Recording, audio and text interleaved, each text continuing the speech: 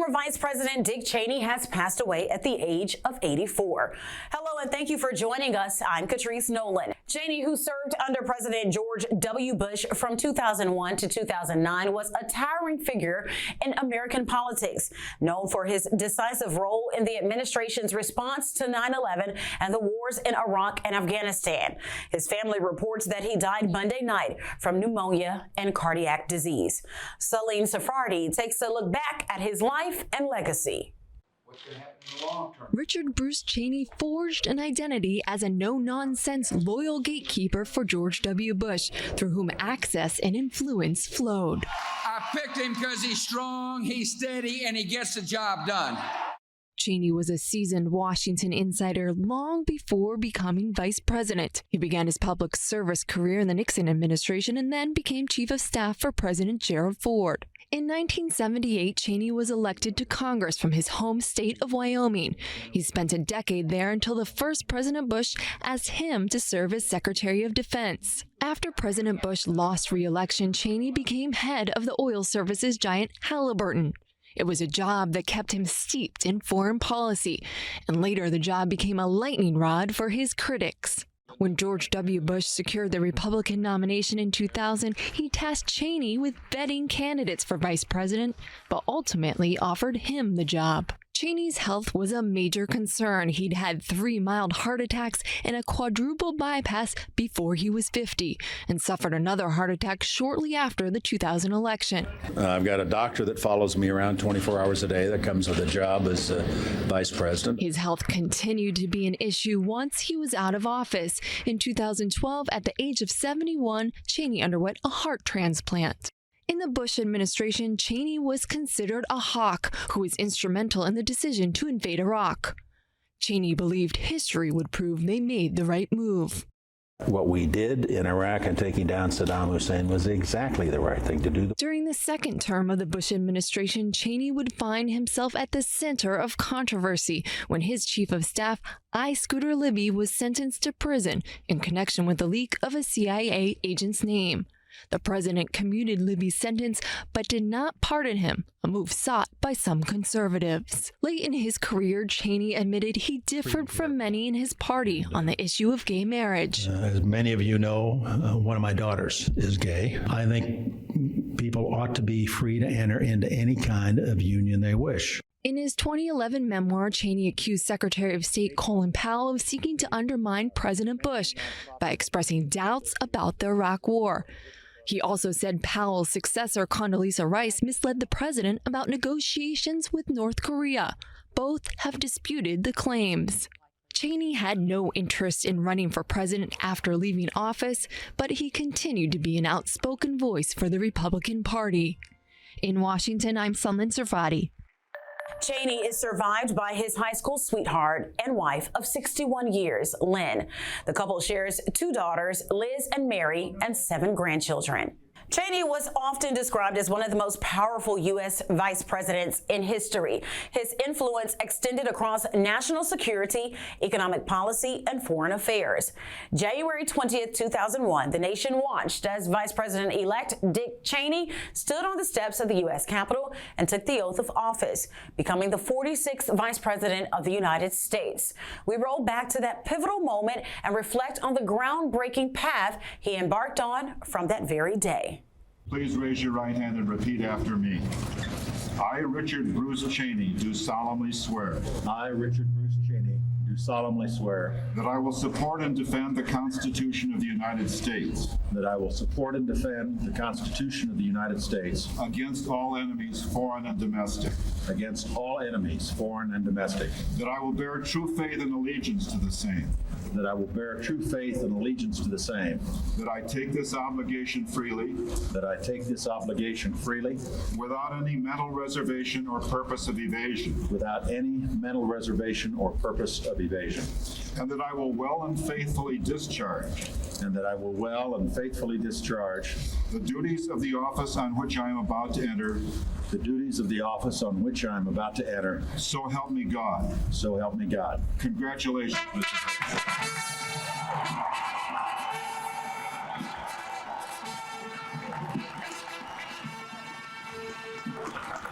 President.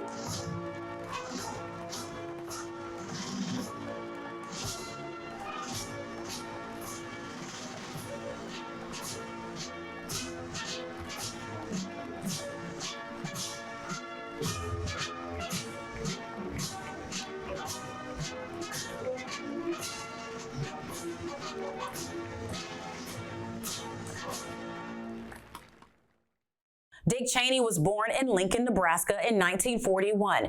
He was elected to the House of Representatives for Wyoming from 1979 to 1989.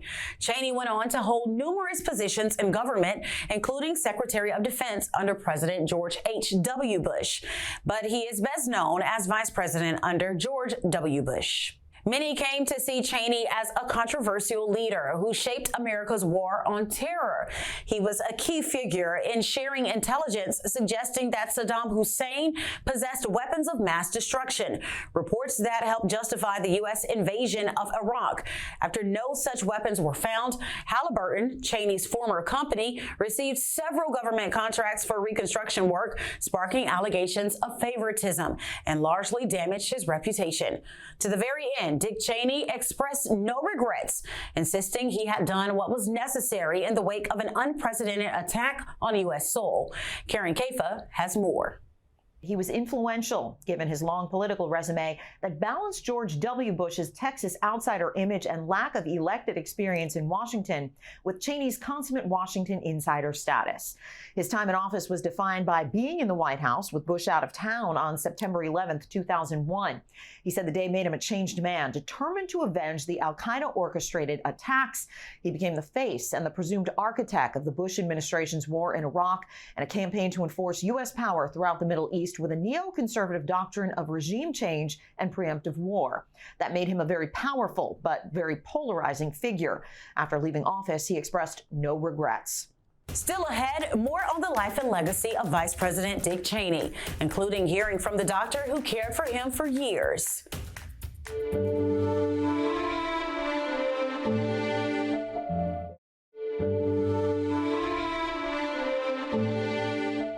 We have to be willing to say, we can have disagreements, we can have debates, we can have intense debates, but violence cannot ever be part of our discourse. That's Liz Cheney, daughter of former Vice President Dick Cheney, who represented Wyoming in Congress during the January 6th hearing.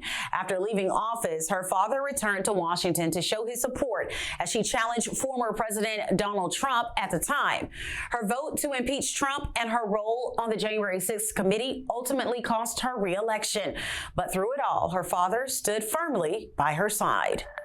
I have a gay daughter, so it's an issue that our family is very familiar with.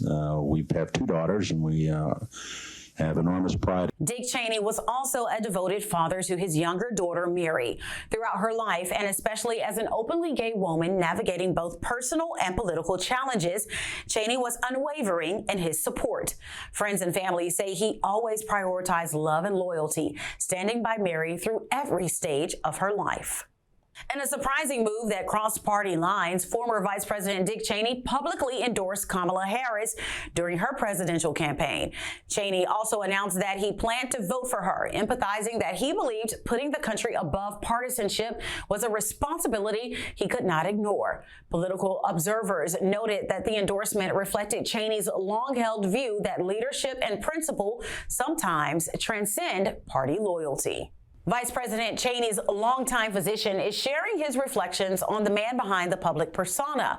The doctor who cared for Cheney for more than 2 decades describes him as a remarkable patient who never let heart disease dictate his life.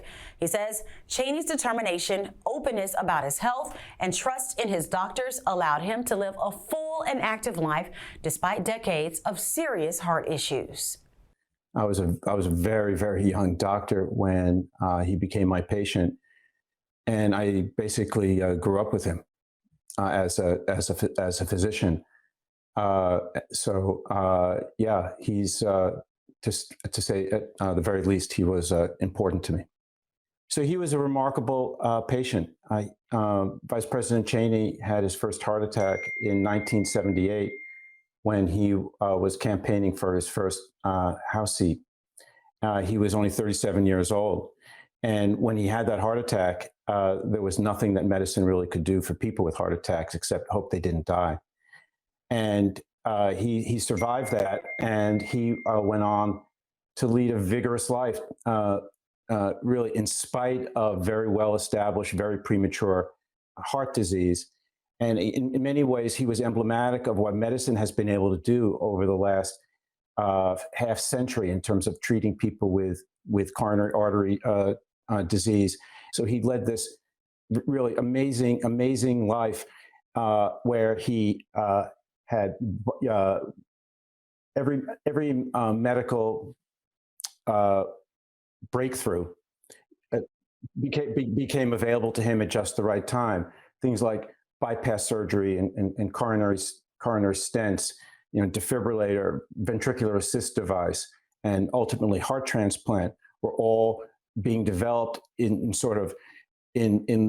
parallel to his disease. He never really allowed the disease to dictate what he could do.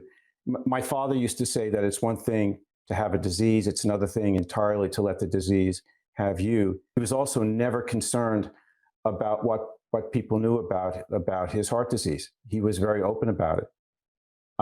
He was the easiest patient, unbelievably compliant, and I think that's one of the reasons why he was able to live such a long and full life. He told me a lot about the value of a doctor-patient relationship. He placed an enormous amount of trust in the doctors and nurses that took care of him over the years. And trust is a very, very powerful thing. Still ahead, more on the life and legacy of Vice President Dick Cheney.